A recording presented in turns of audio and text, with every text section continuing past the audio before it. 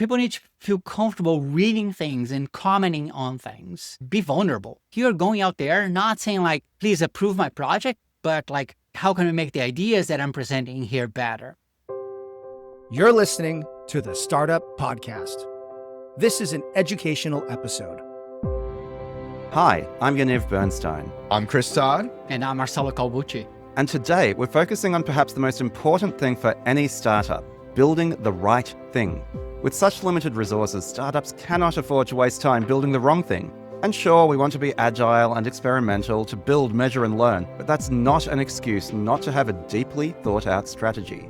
One company that has a very simple but powerful technique for articulating strategy is Amazon with its PRFAQ framework. Using long-form written narratives, in fact, slides are banned.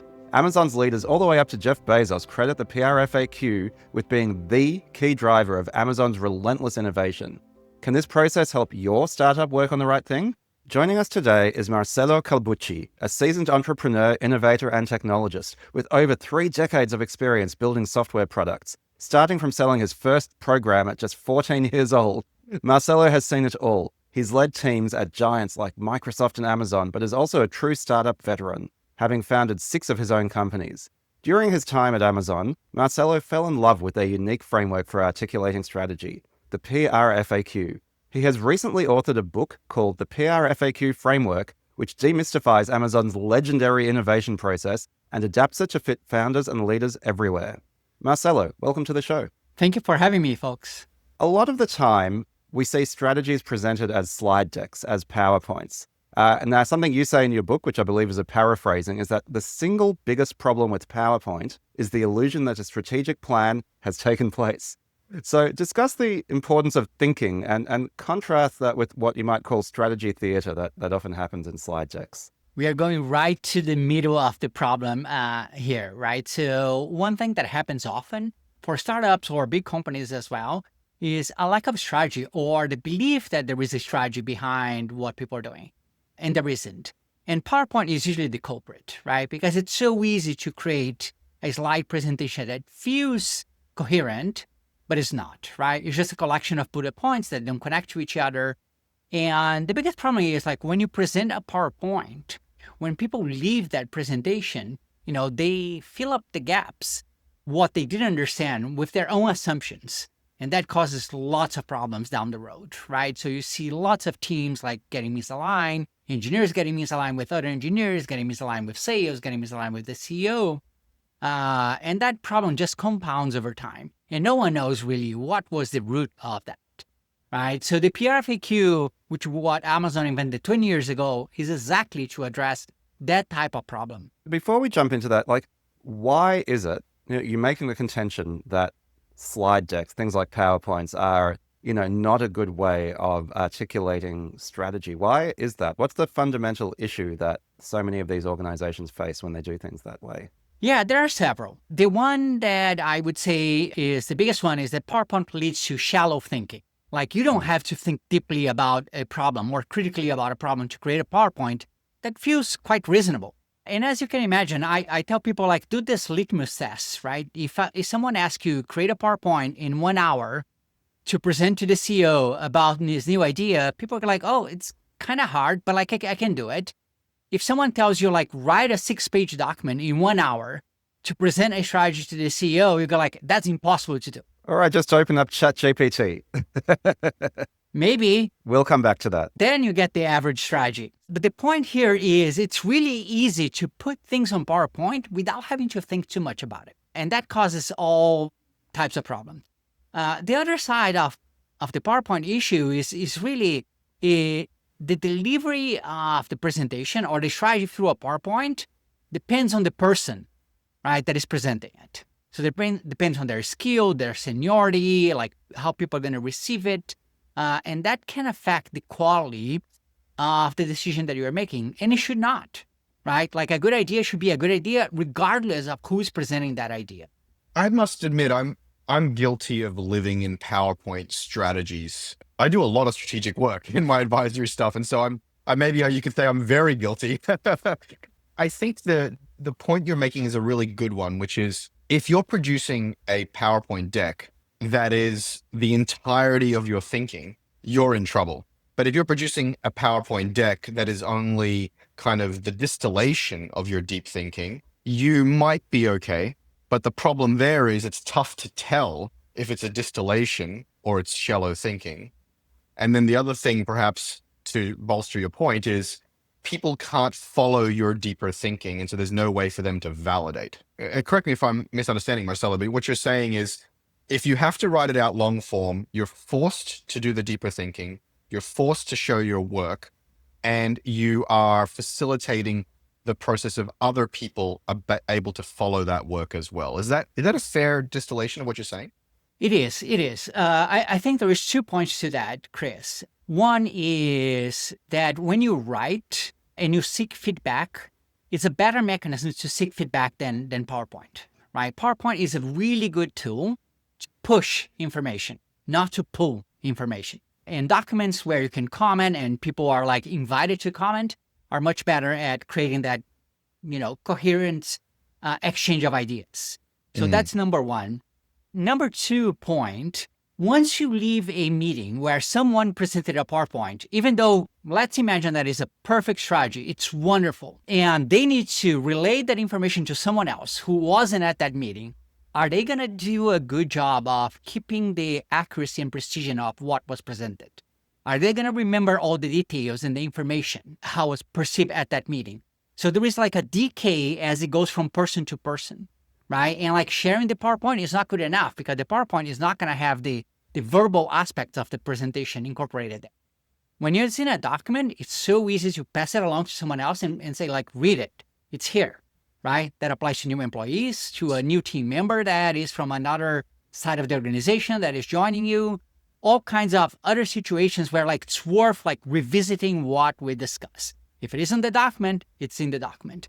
If it was in the air, it goes into the ether. This actually reminds me of a second problem I find with decks, is that not only do most people use them to mask shallow thinking, I find a lot of people use them to create ephemeral documents that are point in time versus canonical documents that are strategic landmarks that are constantly re-referred and updated as new information comes in. By turning it into a document, nobody wants to create that document, wants to create another document.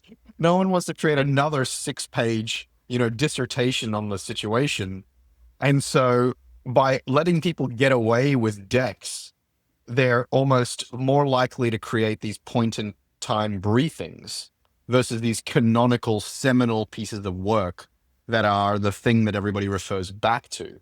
So I must admit, I've never really thought about this topic deeply. So I'm so glad you're here to explain it myself, because I struggle with this all the time. I'm trying to get companies to say, like, stop creating a deck for every damn meeting. Create the deck, the canonical strategy deck that you refine and refresh so that if people are asking you, why are you working on this thing, you have that to pull out of your back pocket. But it's so easy to make decks that people just keep making more of them. So I think this might be a solution to that other painful thing that I experience as well. There's this famous saying, the medium is the message, right? Which is the idea that the medium that you use to do something, to communicate something, becomes part of the message itself. And when you think about what a slide deck is it is a piece of persuasive communication. And it is also one, to your point, that is a combination of verbal and written. And so what you have here is, first of all, something that is not a self-contained artifact, because like you say, you need to hear someone speaking to it. But I think even more importantly is that it is designed as persuasive communication, right? A deck is there to sort of convince people of something, to pitch. And in a sense, yes, you want to pitch your strategy, but you don't want to kind of put a positive spin on it. You don't want to try to convince people rhetorically. You want to convince people intellectually, right? You want your argument to be what they sometimes call steel-manned, right? You want it to be attacked and questioned and, basically through that process to become stronger. Because ultimately, the real work starts not in formulating the deck and getting approval, but in actually executing the strategy through to success. And so if you're a really good rhetorician, if you're really good at pitching, at presenting, you might find that you have a half-baked idea that gets everyone excited. And I think actually a big part of, what we want to do here is, using a long-form writing is to have a medium that is less amenable to that kind of rhetoric and really goes a lot deeper so that it's, it shows its ugly sides, or that gets exposed a lot more easily. Yeah, you said two things here that I think it's worth emphasizing. One is the important thing is not necessarily even the execution, but the outcome. Like, did you achieve the outcome that you were looking for, right? Not that you build the thing that you plan on building. Because what you are building is trying to achieve an outcome. Often that's not how people measure things. Like, they're like, I did the work, so like I deserve a promotion, or like we deserve to be successful. Well, not really. Like, you're going after the outcome. And often a PRFAQ is a more effective mechanism to understand if the viability and feasibility of that outcome, right? That's why it's called working backwards. You're painting a picture of the outcome that you want, and then like backtracking the steps on how to get there. So it's about the outcome, not about the output. The second thing that I always tell people is PRFAQs are not about getting buy-in from people. Just like you said, presentations is a persuasion tool. Like, you're going to a meeting and trying to like rally people and convince people because you work on this on the back room. PRFAQs are systems of collaboration, right? Like, what you're presenting is a first version of a document that you expect people to poke holes on it. Like, from your perspective, what do you think it's wrong here?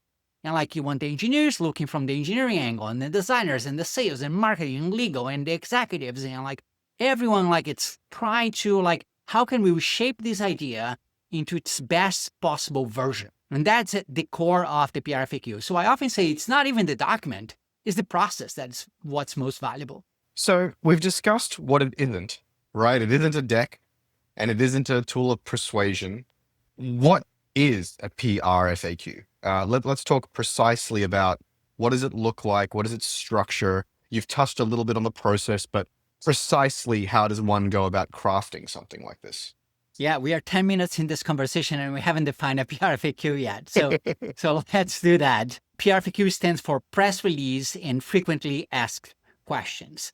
And let me get one thing out of the way. It's not a marketing tool at all. It's not a go-to marketing tool, despite the fact that it has a press release and frequently asked questions. It's a product and strategy tool. That's what it is, right? Like, you're trying to define a vision and a strategy for something that you want to execute. So I often say that PRFAQ is what you do even before you green light a project, even before you like commit to doing it, because that's what gonna give you the clarity if this is worth pursuing or not, right? And there's so many opportunities in the world, regardless if you're a startup just pursuing one idea or a big company pursuing multiple ideas, right? And what it is a 6-page document. The first page is the press release that you write as if the product or the business or the program is already here. So you write as like, today we are launching yada, yada, yada, but you haven't done anything yet. You're just like painting this picture, right? And then you have one page of customer FAQs, which is like, what would be the top questions that customers would ask if they read that press release, which is also hypothetical, in the future, but you write as if it was in the present. And then you have 4 pages of internal FAQs. And these are like for the team. Like, you answer questions such as, what problem are we solving? Who is our customers? How are they solving this problem today? Like, what is our solution? How is that different? So usually the internal FAQs are the most interesting part of the whole thing, right? It's where the meat of the feasibility, the viability, the usability, and the value of the conversation happens.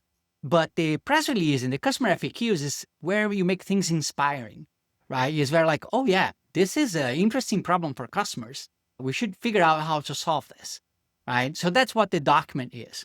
And then behind this document, there is a whole process that goes with it to create the document, but then to use this document. And the way you use it in 2 primary ways. One is you do these review sessions with people, different cohorts of people, like your engineers, your designers, your product managers, whatever fits your organization, to get feedback and make the document better.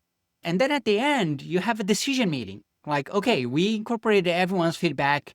Is this a go or is this a no-go, right? And if it is a no-go, it might be the opportunity is not as good as we thought it was.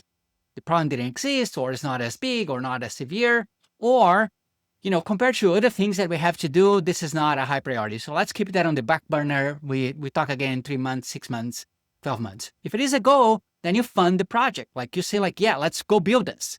Let's go deliver it and let's go seek that outcome.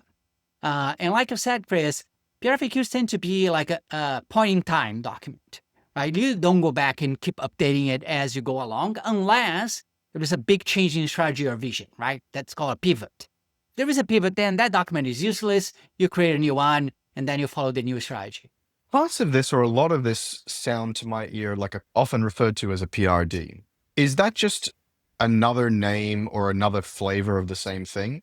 Or do you think that PRFAQs coexist with PRDs? Very different things, and I appreciate the question. So PRFAQs are about vision and strategy. PRDs are about execution, right? You're not going to include any plans, any details, any features, any wireframes, any mocks. None of that shows up on a PRFAQ, right? If it is not a strategic conversation, it doesn't belong to a PRFAQ. I can give you a very simple example, right? What kind of front-end technology we're going to use does not show up on a PRFAQ, right? What would show up on a PRFAQ is it mobile first or web first, right? Because that's a strategy that you're making some choices about, right? If it is a corporate product, you probably want to make a statement, this is web first, because most professionals are working in front of a laptop, unless they are real estate agents, I don't know. And then you make a statement that this is a mobile first strategy. So you incorporate that in the PRFAQ, but you leave like, what exactly are the features, how the feature is going to work, what are the details, like how customers can export data, like that's all on the PRD. That makes a lot of sense. I think I'm just comparing and contrasting this to my own process, so it might be helpful for others who follow the same process or clarify things. Yeah, I definitely have used decks to summarize deep thinking in the background, but you're right, they're very much more a process of persuasion than a process of co-authorship. But I have expected my product managers to do some of that higher level strategic thinking in each of their PRDs. Mm-hmm. So like, what really is the problem? What is our hypothesis? Why are we doing this for each particular release? But I'm really agreeing with you here that for most people, most of the time, for maximum clarity and portability of the artifact, a long form narrative strategy document to go before the series of PRDs and before greenlighting a project or pulling the trigger on a longer term piece of work makes a hell of a lot of sense. Yeah, usually what you're going to see is one PRFAQ to maybe 5 to 20 PRDs. Yes, that's what I would expect. That's right. Because this is the overarching strategy of a product. It might even be the overarching strategy for a set of features, but then each feature is going to have its own PRD. Yes, I that completely resonate. That completely makes sense to me, that it's really about setting a medium to long-term vision up front, which is the PRFAQ, and then a series of product iterations behind that, which is for the PRDs. That makes a whole lot of sense.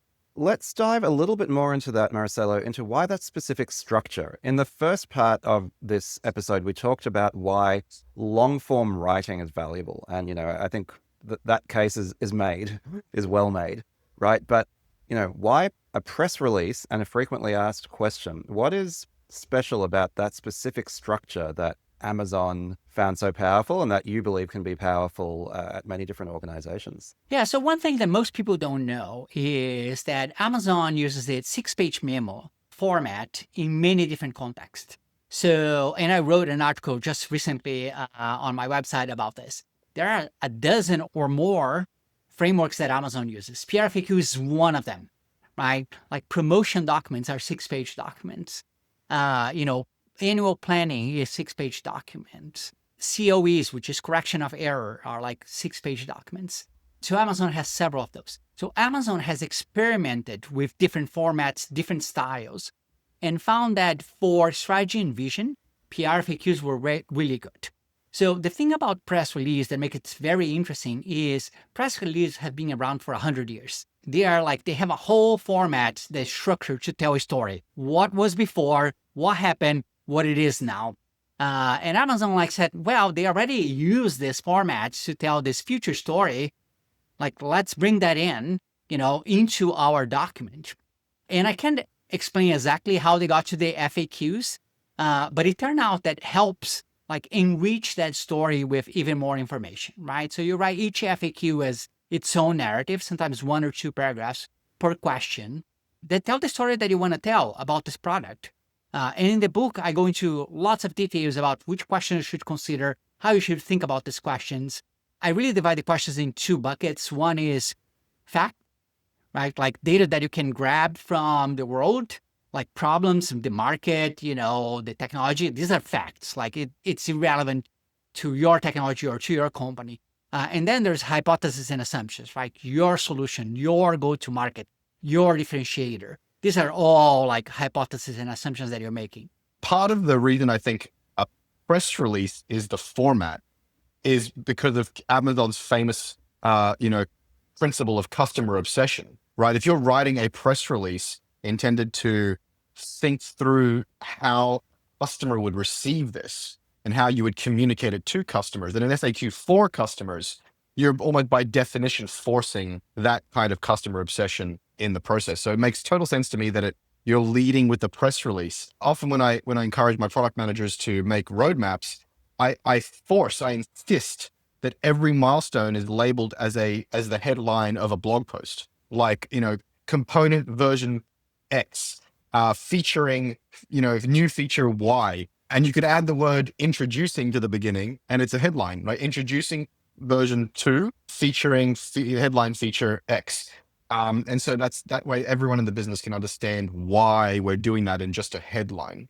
I don't know if this will resonate with you or not, but I'm thinking of another structure called the pre-mortem that a lot of folks may have heard of. And I wanted to sort of compare and contrast a little bit. So the idea of a pre-mortem is, let's imagine we do something and it fails. What are the reasons that it may have failed? So it's this sort of projection of, it forces you to think about what are the vulnerabilities in your plan.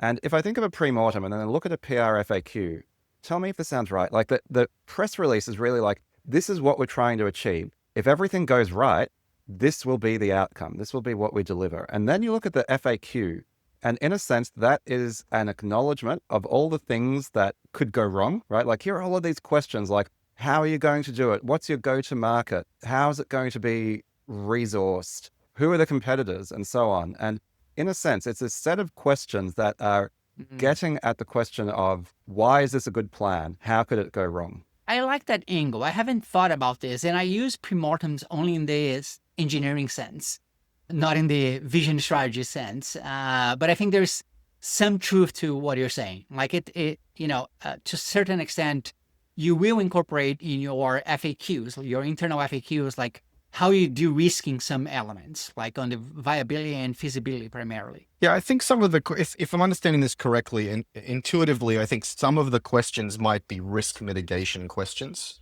I wouldn't describe how are we going to go to market or how are we going to handle this operational aspect as a pre-mortem. I think there's still the happy path. Like, what is our expectation about go to market? What is our expectation about this operational detail? I would still say many of the questions would still be happy path or intended outcome style questions. Let me go a little bit deeper on that because I'm thinking out loud here, but I think it's valuable, right? Imagine you didn't have a PRFAQ, you just had a press release. You did the thing and then it failed and you do the post-mortem, right? What are the sort of questions you're going to ask in the post-mortem? Or what are some of the things, observations you're going to make? You'll be like, oh, we didn't have a good go-to-market plan. We never thought about whether it should be desktop or mobile. So in a way, by having these frequently asked questions, you're preempting all the things that, might go wrong if you don't really nail them down, if you don't put, and I come back to that term thinking, right? Strategic thinking that you mentioned in the book and that we started with that. You have to do this thinking now, because if you don't do the thinking now, you're likely going to have a post-mortem on your hand. And in the same sense, and that's where I make the comparison to the pre-mortem, because it's supposed to do the same thing. It's like, if this goes wrong, it's likely to be because we haven't thought of what our go-to-market is. It reminds me of that saying, which is so cliche at this point, but it's, fail to plan, then plan to fail. So it's forcing you to think through all of the implementation details that matter to the strategy. Otherwise, yes, you are more likely to need a post-mortem because those details weren't figured out to sufficient resolution ahead of time. So Marcelo, I wanted to contrast. So I was at Google for a long time, And at Google, we used OKRs as the core planning tool. And furthermore, there were a number of books and a number of efforts to take that OKR structure that was so successful at Google and bring it out into the world as like, hey, you can use this framework. But, if people are listening here and saying, oh, this PRFAQ sounds interesting, but, we're using OKRs, or how can we use both? Like, I think one of the questions I had is, it's a generic question I have about frameworks, and I'd love to apply it to this in particular, is the challenge with frameworks is you have so many to choose from, and they all sound pretty good in certain ways. So how do you see OKRs and PRFAQs either interacting with each other and working together, or is it more of a choice that you need to make? And if so, how do you make that choice? I don't think it's a choice at all. I think you should use both in most contexts. Let's paint two different scenarios, right? One scenario is like completely greenfield. You're starting a project from zero. I think OKRs are really hard and not as useful in that scenario. So for like a founder that is just starting a new company, like setting OKR is almost silly, right? Like you have nothing. You don't even have a product in the market. Like everything is going to be based in such high margin of error assumptions that like even writing an OKR sounds like, what are you doing here, right? And I haven't seen many founders that actually use OKR in the very early days, right? So once you have something moving, OKRs become valuable because like OKRs require that feedback loop, right? PRFAQs, on the other hand, for that scenario, greenfield, they are very good for that, right? They're going to help establish a vision, a strategy. And in the PRFAQ, you're going to have at least one question that is OKR-ish, which is like, how are we going to measure success, right? And then it's almost like you can write an OKR there, right? The second example is if you're doing a PRFAQ for a product that already exists, you're modifying, you're improving.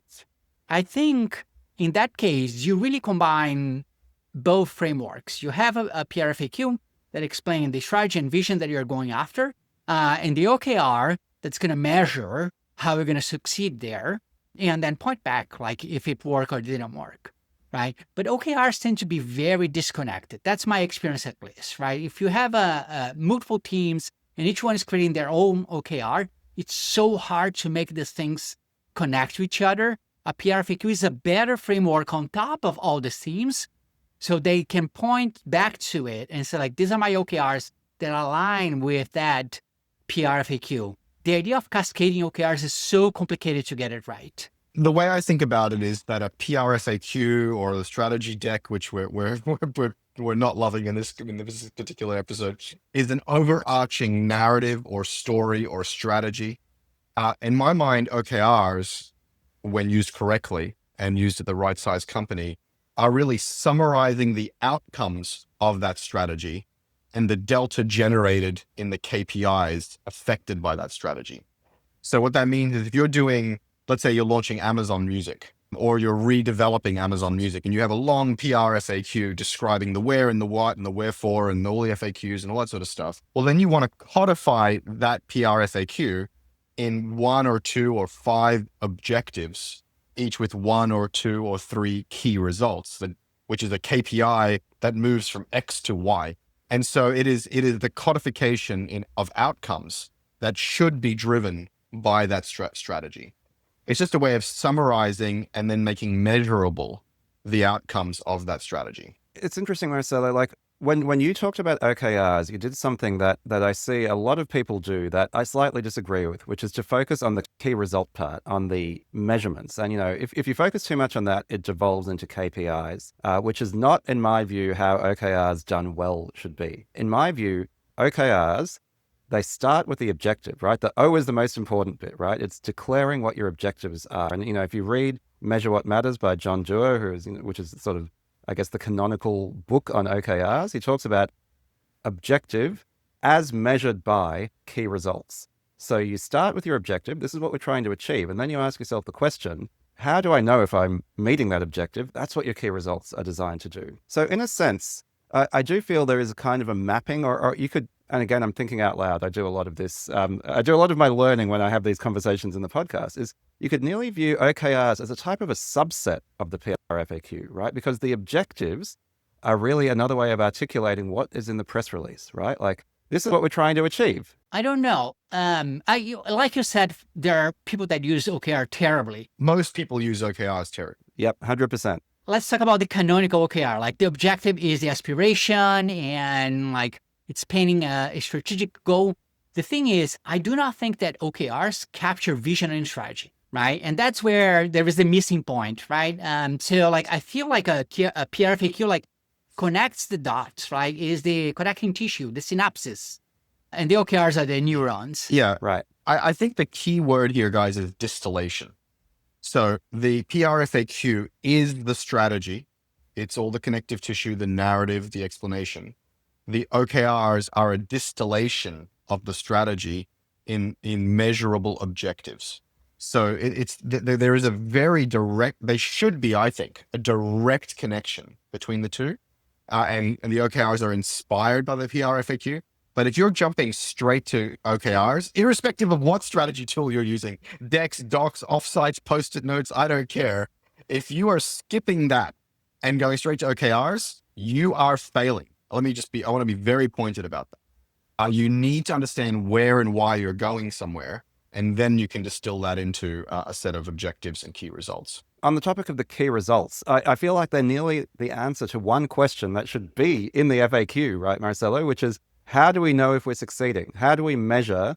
What metrics should we use to know if we're succeeding? That is your key result. Mm-hmm. So, I think in that sense, I can view, and Chris, you're right, that, that topic of OKRs as nearly being a distillation of certain aspects of what is in the PRFAQ. But I agree that the PRFAQ feels like a more comprehensive tool that you can use.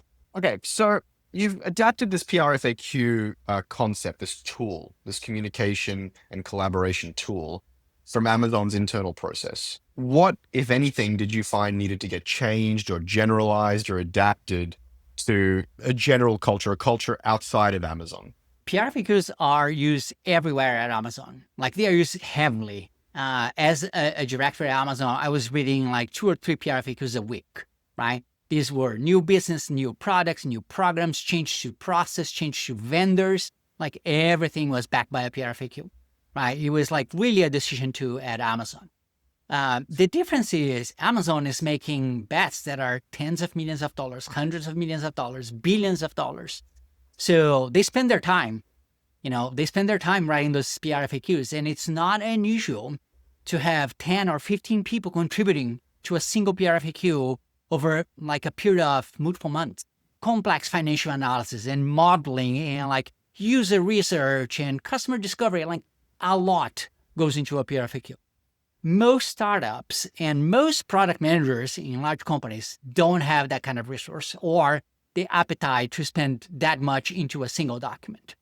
So I try to first distill like what is important in a PRFAQ so people can focus on that instead of like, let's do this super comprehensive thing, that eliminates most of the risk. Most people are going to be okay with some risk and adjust to that. The second aspect is a lot of how PRFAQs are written and used at Amazon are just tribal knowledge. Like there is nothing at Amazon that teaches you how to do that. You join the company and they throw you into the fire and it's like, learn. And like you start absorbing and learning how to do that. And in the book, I try to make it more practical. Like, hey, here is how you go about creating a PRFAQ project. Like this is how you collect the data. This is how you write your FAQs. This is how you go and write your press release. And then once you have your first draft, this is how you go and review with folks.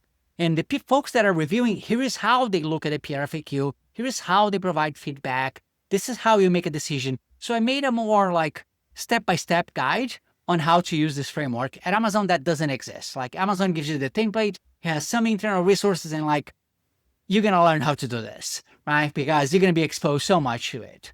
It's a really smart idea of writing a book for a company like Amazon because you have the entire internal population at Amazon who is going to eventually have to buy this book as required reading. I think it's a captured market right there. So Marcelo, with so many people contributing to this document, my question is less about how do you write 6 pages on a topic and more about how do you only keep it to 6 pages, right? I think this could easily spiral into 10, 20, 30, 50 pages, like a full business plan. So tell me a little bit about how you explain in the book and how Amazon generally keeps these down to 6 pages. Yeah, the 6 pages are really important because it's the ideal length that you can read in about 20 minutes, right? So if you're going to have a 1 hour meeting to review the document, you allocate 20 minutes for people to read. I think we didn't talk about this yet. At Amazon, every meeting starts with silent reading, like you're reading a 1-page or 2-pager or a 6-pager document. In the case of a PRFAQ review, you're going to read the 6 pages of the PRFAQ, and then you have 40 minutes of discussions, right, on top of that PRFAQ. And you're providing feedback, asking clarifying questions, making some statements about what data you know, or like taking some stuff offline. And the format is 6 pages because it kind of forces you to say, like, what is really the important thing that I should include here versus what is everything that I want to include on this document, right? So if you're going to include something else, you're going to have to remove other aspects. And what I learned is, as you review this PRFAQs, you realize, well, this question is not adding any value to the conversation, right? Everyone understands it. Everyone agrees with it. Like, there is no ambiguity here. Like, remove it, right? And add something else that people have asked and it's not very clear. So it's more than enough to put a strategy and a vision in 6 pages. AWS started like that. Kindle started like that. Amazon Music started like that. All this like really, really big initiatives started as a 6-page document. You're reminding me as you speak that I've actually experienced a version of this. Uber's chief product officer was Jeff Holden, who came from Amazon. And one of the few meetings I had with him, because he moved on pretty quickly, was I was told he's going to read your plan ahead of time. And so there'll be a quiet time and then you can have a conversation. But nobody explained to me that it should be in a format called a PRFAQ or how to do one or anything like that. Yes. So that particular tool didn't make it into Uber, even though Jeff Holden would still read some artifact before he would talk to you. Yes, it helps people establish context, right? Because if you join a meeting and it's like, I forgot what we discussed 2 weeks ago, or like, what is this about? Like, you need someone like there, like explaining everything, and like they're going to forget a few aspects of it. And like, the discussion is not as valuable when you read this document. It's not skimming, like you're not skimming the document, like you're reading like word by word, right? And then having a great conversation about it. One of the things that's maybe important to consider here, Marcelo, is the cultural aspect of this. I think there are a couple of things that are so different about something like this. Like, one is, to your point, this idea that you have the silent reading time, that you're writing long form, that there has to be 6 pages. I think that's one piece. An even bigger piece for me, I'm interested in your thoughts, is this idea of having what you could call the psychological safety to really debate and, I guess, stress test these ideas, right? Because if you sort of think about it, going back to earlier in the conversation where we were saying slide decks are something that you use to convince other people. It's nice and shiny, and the correct response to a nice PowerPoint deck is to applaud at the end and ask some softball questions. Whereas with a written document like this, you're really going hard at it. You're trying to find vulnerabilities. So I think this question about adapting PRFAQs to Amazon, outside of Amazon, is close to my heart because, I don't want to dive back into OKRs, but, having been at Google and then watching OKRs adopted outside of Google was a somewhat painful thing to see, right? Because you gave people the tool, but they didn't have the sort of the cultural assumptions and understanding to be able to use the tool effectively. So culturally speaking, like, what are the things that you think you need to embed into an organization to make sure that they can use PRFAQs properly? Yeah, the interesting thing here is you're trying to create a culture of reading, not necessarily a culture of writing. Like, more people are going to be doing reading than writing. And people need to feel comfortable reading things and commenting on things, right? And the idea is really to, you mentioned, like, be vulnerable, right? You're going out there not saying like, please approve my project, but like, how can we make this better, right? And like, how can we make the ideas that I'm presenting here better? And in many cultures, that's not the case at all, right? Like, there is infighting, there is power plays, there is empire building, lots of that happen. Not that it didn't happen at Amazon, but at least in terms of PRFAQs, the goal is like, I need input, I need feedback, I need to understand what I'm not getting here, right? And create like more viable businesses at the end. I just wanted to sort of briefly sum that up because I think it's just a really important one for people to be aware of is, and again, coming back to my hesitancy around adopting frameworks is quite often the framework is something that is embedded within a culture. And so when you think, okay, I'm going to take on PRFAQs, OKRs, whatever it is, right? You need to think, what are the cultural changes that need to happen alongside this for this framework to really provide value to the organization rather than just be, framework theater where you say you do PRFAQs, but you don't get the value from them that Amazon gets because you don't have those cultural instincts and, some of that institutional knowledge that you also referred to earlier on. Yeah, I agree with that. And let me say one thing, right? There is value in the PRFAQ, even if no one reads your PRFAQ. Because when you're writing, you're going to be thinking about it. You're going to be thinking critically. You're going to be learning how to articulate ideas. And like how Chris said in the beginning, you can distill that into a PowerPoint then, or a presentation that you're going to deliver to the team, right? So there's going to be value for the individual as well. But the bigger value is when you're collaborating with your team. And I think it's really hard to change a culture. It's incredibly hard, right? So the best way to go about it, and I've done that in many startups that I work at, is like start small, right? Experiment, start with a small scope and like see how it works with your culture and then start adjusting and expanding and adjusting, expanding. 5-6 years ago, I adopted OKRs in one of my startups and it was hard, right? We tried to do it in one team and like we failed. And then we tried to do in a couple teams and then it went better. And then, the following quarter, we did like several engineering and product teams and it went much better.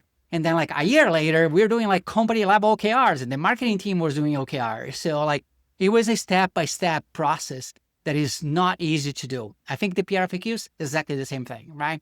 If it is like a top-down mandate, like let's do this, I think it's going to backfire because everyone is going to have ammo to say like, see how this doesn't work? Like this is stupid, like it doesn't fit our process. But if you have a small team of like 5 to 10 people that are working a corner and like they experiment with it and they're going to fail the first time around. Like I failed with the first time that I used OKRs. Not fail the OKRs, but fail the framework, right? But like you keep at it, you get better at it, then it starts spreading through the organization. It seems to me that there are, off the top of my head, at least 5 or 7 things that a culture needs in order for a PRFAQ to succeed well. The first is that it needs to be more of a reading and writing culture instead of a talking in the halls type culture or a thinking out loud culture. And I must admit, that scares the hell out of me because I think by talking and collaborating verbally. It requires that the company has the culture of pausing long enough, pausing the chaos and the execution and the trench warfare long enough to actually create a vision of anything, much less a vision for a project. It requires actual decision making versus this continuous hedging and splitting the difference, which most companies do. It requires a culture of reviewing documents offline and actually annotating them, which a lot of people, when you ask for comments, nobody comments, nobody does the homework, right? Until they're forced to get into a meeting and just kind of pontificate. I think it probably benefits from cross-functional teams where if multiple disciplines jumping into these offline reviews. And I think it requires the classic Amazon disagree and commit. I think those are at least some of the things that make PRFAQs truly soar. But I think you're right, Marcelo, even if you're just doing it for yourself to clarify your thinking with maybe your immediate stakeholders, you immediately start to get benefit. What strikes me is something we said at the beginning, but has become even clearer to me now, is it really isn't about any final artifact. It is about the culture of commenting and refining and pressure testing that document. And you might say, there's a bit of a double-edged sword, which is that people are maybe bolder in comments. Like think about internet comments. Like they're more willing to declare their thoughts in the privacy of their own phone or home or office or cubicle. And so I think you're likely to get more honest conversation, maybe even from introverts who aren't as articulate and loud in the room. But the other side is this question of like, do people even review documents offline? I think the default culture these days is just talking. And so you're going to really have to push for those comments and those reviews between the meetings. Yeah, the review session for a PRFAQ is the forcing function for you to read it, right? So that's why you block 20 minutes of that meeting for people to read it, because sometimes people are like back to back in meetings. So they don't have the time to read it. And like, I don't want to read it after 6 p.m. So you make no assumptions that anyone has read the document before the meeting. That's an important point that you've made already, and I missed it in my summary there. You're right. So this is not an offline document review. It's an online document review. So you have the meeting, people read it first, and then it's a working session to contribute to the document. That's what you're saying. It's not a session to make a decision based on the document. Then maybe that comes later. It's a session to workshop the document. That's right. To make the document better, like clarify things, by the way, if someone asks a clarifying question, it might be, oh, I need to write better what I wrote here. Or I forgot a step in my thinking process. So I need to write about that as well. So the next group of people, when they read it, they are not confused about the same things. Okay, so I'm actually much more excited about this than I was before, because it gives me the best of both worlds. I get to have my verbal sparring, verbal ideation, which is my superpower. So I get to have a PRFAQ workshop and capture and catalyze all that into the PRFAQ. And then maybe down the track, there is a kind of PRFAQ review meeting where decision makers have to make a call or go, no go, or something like that.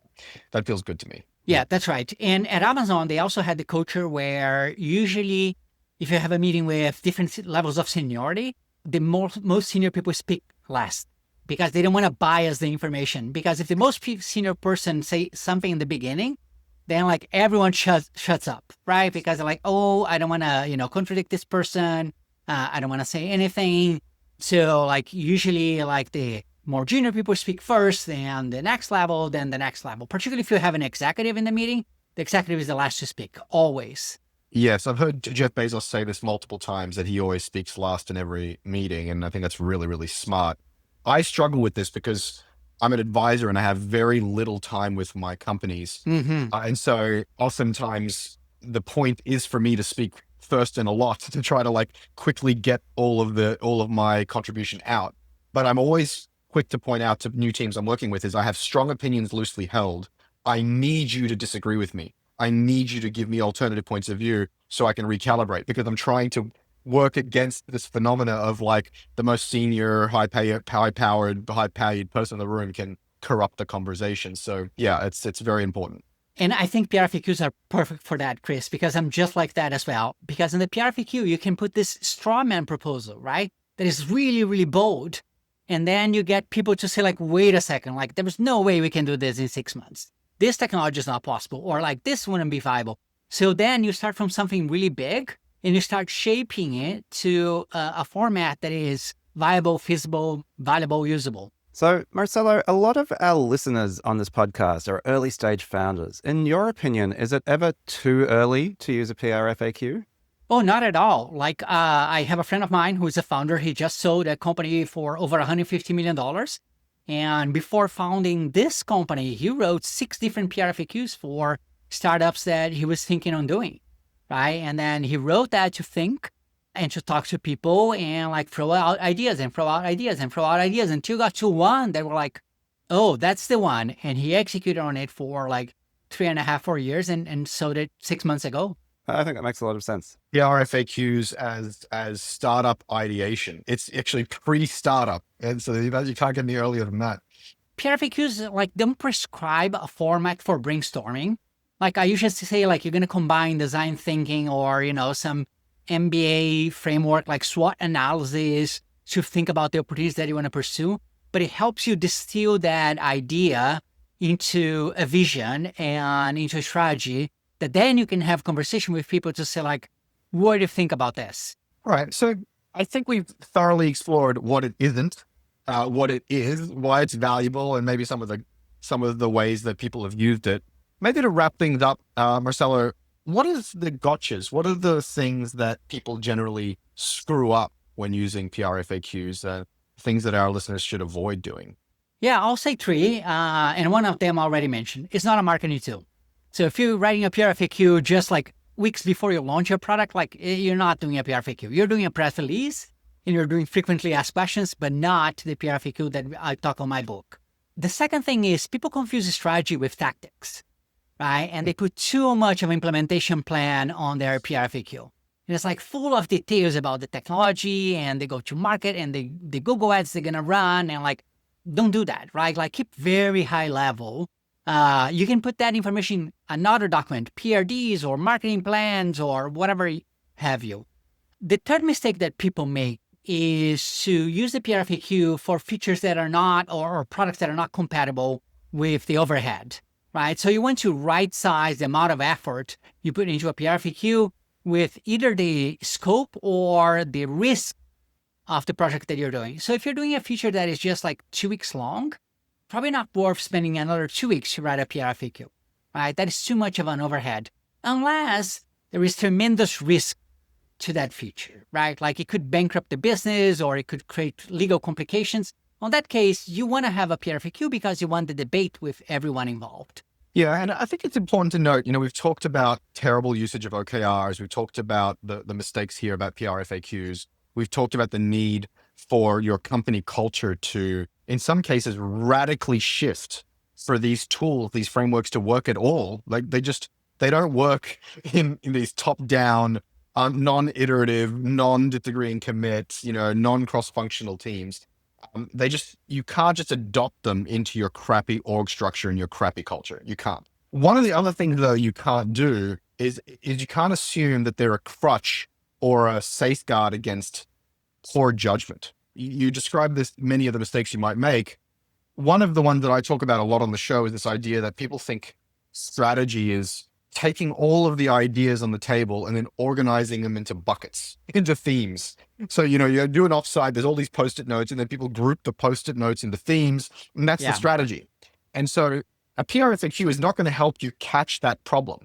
Well, unless there's a really good person reading it and helping you, pressure test and steel man your arguments. But if everybody on the team is making these same case judgment and talent mistakes, all you're doing is writing down your bad work in a 6-page document. So you need to know how to make good strategy, to make the hard trade-offs, the hard choices, to think deeply from first principles. And you need people on the team to pressure test and steel man and actually validate what you're writing down in those 6 pages. So there's no substitute for a high quality team and a high quality culture inside which these high quality tools can succeed. Yes, and I would add one more thing to that. A PRFAQ is going to highlight if you lack strategy or if you have a bad strategy, because it puts the spotlight on it. As you try to write a PRFAQ, if you don't end up with something that is coherent, you're going to ask yourself, why is it so hard to write this, right? Why I'm not finding like the common thread? Because you don't have a strategy, or because you have a multitude of tactics and you're trying to compress that into a strategy. Yeah, Right? but Marcelo, I don't necessarily agree with that, because let me explain why. I think if you're at Amazon, it will highlight that you have a bad strategy because you have a lot of people around you helping you to understand the limits of your reasoning. But if you are an independent founder who's never done this before, you're in a low quality culture or team, it might always feel painful to write a PRFAQ because you're just not experienced at it, but your thinking may still be reasonable. Or it may be relatively easy because you don't know what you don't know, but your reasoning might still be reasonably shit. And so you still, I believe, and people don't like it when I say this stuff, you still need AAA players, A+ players, high quality players around you to help you identify which of those two camps that you're in. And as people are often quick to point out, like, well, people have different skills in different contexts, and some people are good in certain roles and maybe bad in others, and you can't generalize. No, I think you can generalize. Some people have more horsepower. Some people have more just latent talent. Some people have more experience, and you need those people around. And just my point is that these things, these OKRs and PRFQs, they don't minimize or they don't mitigate that risk. You need high quality experience around. Yeah. Yeah. Yeah. Last question, Marcelo. I think, the assumption in all of this is people are thinking deeply, documenting their thoughts, their deep thoughts, and building a cohesive narrative. Now, of course, the vaunted or the valuable LLM, the ChatGPTs of the world, can help you spit out probably a 6-page document on command if you just give it a few words. Is that a good thing, a bad thing? How do we think about the PRFAQ in the context of chatbots and LLMs and generative AI? I think about LLMs that help you in three different ways, right? So they help you with the first phase of a project, which is research, brainstorming, planning. They can help you do the work for you, which in this case would be to write the PRFAQ. And the last part, which most people don't use LLMs for, is they can help you critique your work, right? Like you upload your document or whatever and say like, hey, what do you think about this? Did I get it wrong? How can I improve it, right? I think you should not use LLMs to write your PRFAQ, but you should use for research, brainstorming, planning, and for critiquing. And the reason I say that is because PRFAQs are about vision and strategy. So you thinking through that problem is the most valuable aspect for writing the PRFAQ. So if AI is writing the PRFAQ for you, it's going to like give you something that is quite convincing. Although it might be wrong, you won't know, but it's very convincing, but you're not doing the thinking yourself, right? Particularly in strategy where you want to like go through some dead ends and like come back and say like, oh, that's not a good idea. Like you want to think about options on how to execute this idea all the way to the end. And that's going to help you think critically about and also learn how to articulate that idea without having to memorize, right? So if you're on the spotlight in front of the CEO and he's asking you like, why did you choose this? It's going to be fluent for you to explain if you did the writing versus if LLM did the writing for you. Yeah, I think it's important to point out, though, why outsourcing your thinking in this context is really important. And you just touched on one of them, which is you need to be able to defend it in a room and understand it well. But I think there are two additional reasons, which is if you ask an LLM for a strategy, particularly if you don't give it a lot of context, it tends to generate kind of this milquetoast, middle of the road, middling outcome. And if you're a domain expert, you notice. If you're not a domain expert, you don't notice. It sounds incredible. But if you're a domain expert, you look at it and you go, this is freaking stupid. It's just so generic and so unactionable. So that's the first thing. And the second thing is the point of the PRFAQ is not to just have it written. The point is to pressure test multiple pathways and to deeply interrogate it for your context and to believe it, to understand it, and ultimately be able to operate it. And so not to defend it in the room with your boss, but actually make a subsequent decisions in all of the other rooms with people that report to you, not that you report to. And so you have to deeply understand it. You have to deeply interrogate it. And you have to not rely on some middling, nothing milquetoast strategy from a chat GPT. But so I fully agree with you. Research, maybe even outlining all of the key questions and topics to touch on. And the last part, which is like, okay, here's the thing. Now red team this for me. Tell me why it's dumb and all of the holes and gaps, and how do I strengthen my arguments? I think that last one is really valuable, actually. I've found that LLMs, especially, the newer ones, are actually really good at critiquing, right? So the whole point of the PRFAQ is to think. If you get the LLM to write it for you, you don't get that opportunity to think. But once you've done the thinking, and especially if you're early stage, you don't have that amazing team surrounding you, to your point, Chris, an LLM can be a lot better than nothing in finding flaws and holes and gaps in your strategy. Marcelo, this has been absolutely fascinating. I think, you've managed to get Chris to drink the PRFAQ Kool-Aid over the last hour, which is no mean feat. He's not an easy guy to convince. And, I've been fascinated by this for a long time. I've read Working Backwards twice, actually. And I think the Amazon culture is so interesting and is something well worth bringing to your startup or to your organization. So if people want to learn more, I suppose the best thing to do would be to buy and read your book. Yeah, you can buy the book on Amazon, of course, but also the book website has a ton of articles, resources, templates, examples that people can download, read, and familiarize themselves on how to use the PRFAQ. And there is like my contact information. There is also a custom GPT that I uploaded the book content and all the articles that I wrote, so people can ask questions directly to the GPT as if they were asking me. It's on the footer of the website. And the website, the easiest way to find is really to go to Google and search for PRFAQ book. And you're going to find the website, or just type www.theprfaq.com. Well worth your time to give this book a read. So theprfaq.com.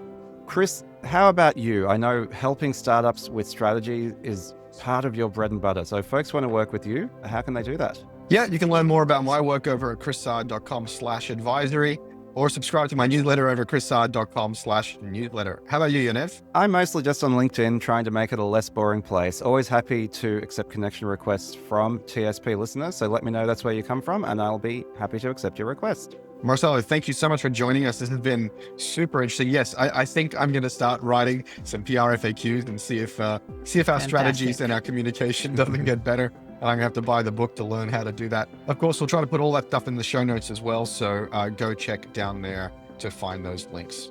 All right. Until next time, we'll catch you guys later.